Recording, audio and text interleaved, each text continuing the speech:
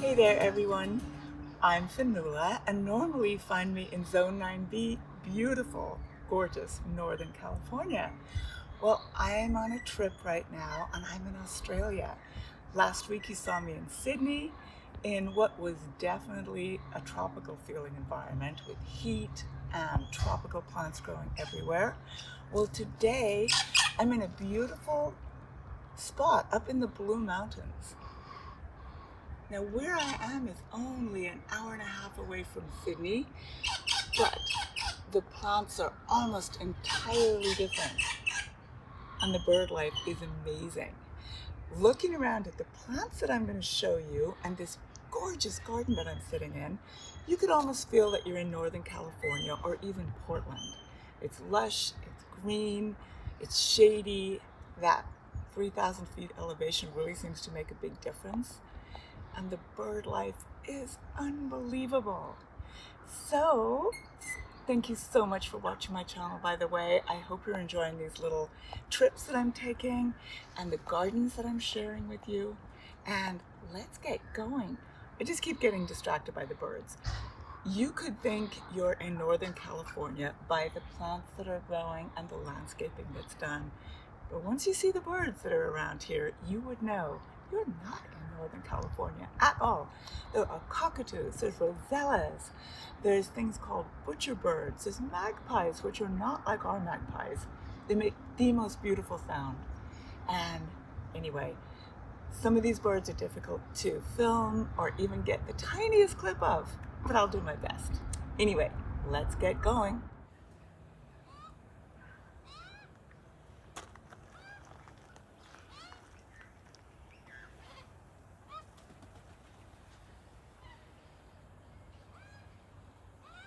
We've got an oak leaf hydrangea.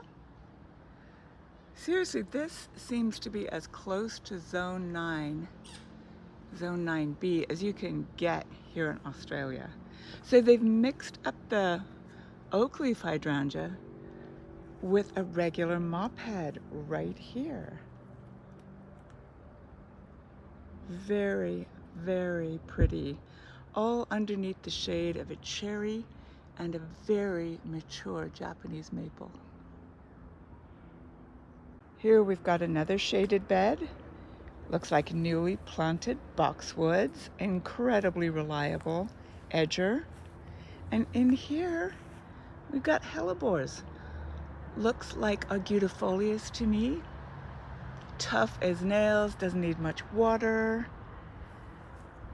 And up here, I'm pretty sure that's a fatsia, which we can also grow in our climate back home in Petaluma. The underplanting for the ground cover, the regular green Ophiopogon or mondo grass. And over here I'm seeing Sarcococa, sweet box, which is about to bloom. This looks like Brunnera down here, all highlighted by a gorgeous golden variety of Japanese maple. Oh, I don't know if you can see this, but one of the cockatoos is down getting itself a drink of water.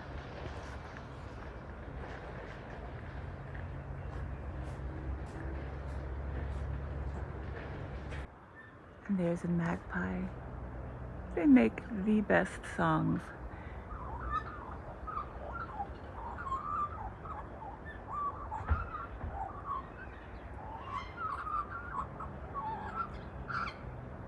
Thank you, sweetie.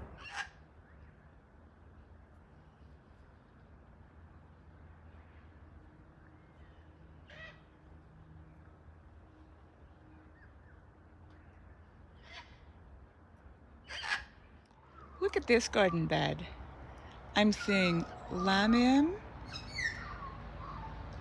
I'm seeing a very tidy little euonymus, liriope, and I've never seen a happier liriope ever. Absolutely gorgeous. We've got azaleas. Unfortunately, we missed the bloom time. But up here, looking stunning, is a gorgeous stand of mophead hydrangeas. Hydrangea macrophylla. It might be Nico blue, because I'm definitely seeing a lot of blue.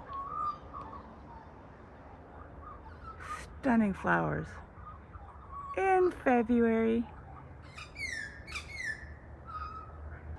Even when the flowers begin to fade, there's something so unique and gorgeous about the colors. I actually like them better when they've got a lot of those other dusky colors going on, though the pure colors are so, so pretty.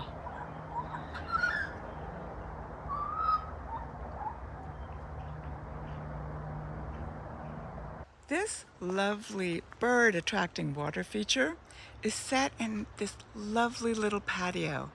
I've already showed you the hydrangeas that are growing up there and everything in that garden bed. Look at this fountain. It's framed in so prettily. Really, really gorgeous and so inviting if you're a cockatoo.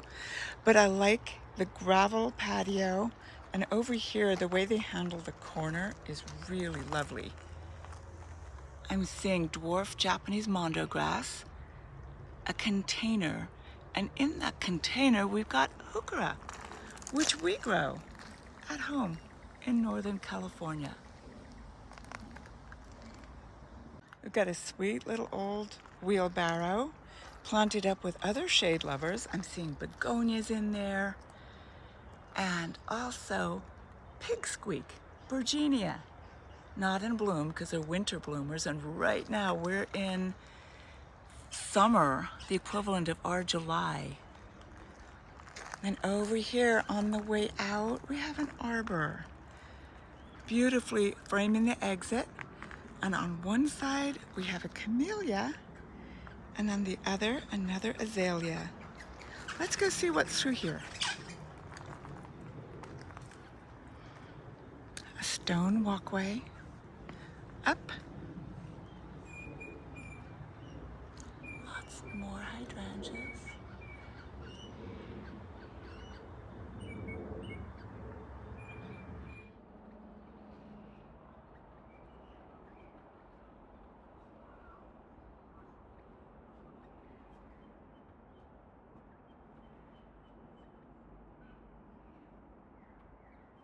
Over here, we've got a lot more sunshine.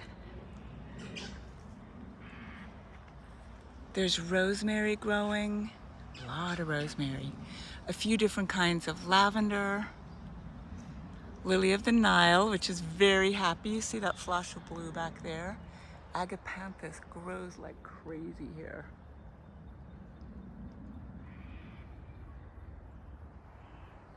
Ajuga, making a very nice ground cover. Obviously gets a little more shade. One thing that I've really noticed that is quite different over here, even though it feels like a Zone 9B, they do get regular rain. First night here it rained pretty much all night long. And I'm not seeing much evidence of irrigation. Now this land is built on a slope. It's a 1 acre garden, and they've used railroad ties and dry stone walls to terrace it. So you get this really serene feel of a lot of different level gardens and garden rooms. And they totally have the terminal vista thing. Absolutely stunning. Ends in a pittosporum hedge and a beautiful bird feeder. The people who own this property obviously really, really care for it. It is so gorgeously maintained. They obviously really like the birds too, because there's bird feeders, bird baths everywhere. And the birds are everywhere too, particularly first thing in the morning and last thing at night. More boxwood, more hellebores, more Japanese anemones. And in there, I'm also seeing campanula, Siberian bellflower. Looks to me like it is more than likely blue waterfall. Oh, and they do have irrigation for the drier months. That's good to know.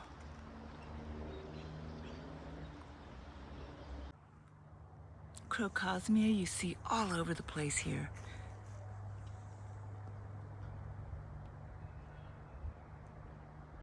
Agapanthus seems to work so well here, pretty much underplanting everything. And this is the backyard. This garden is so full of beauty and contrasting textures and colors. Everything from spectacular tree ferns through rhododendrons, camellia trees, euonymus shrubs, hebes, hydrangeas, and roses. There is so much going on in this beautiful, beautiful garden. And there we go. I hope you enjoyed the visit to this garden as much as I've been enjoying it. It has been an amazing couple of days stay. I have learned so much, and I hope I've been able to share some of that with you. This plant combination, the whole thing has just been so fabulous, but I think the birds, that really put this place over the top for me. I continue to get distracted at all times because some bird will fly past, and I hope you enjoyed it. So, thanks again for watching. I'll be back in Petaluma next time you see me. So in the meantime, happy gardening.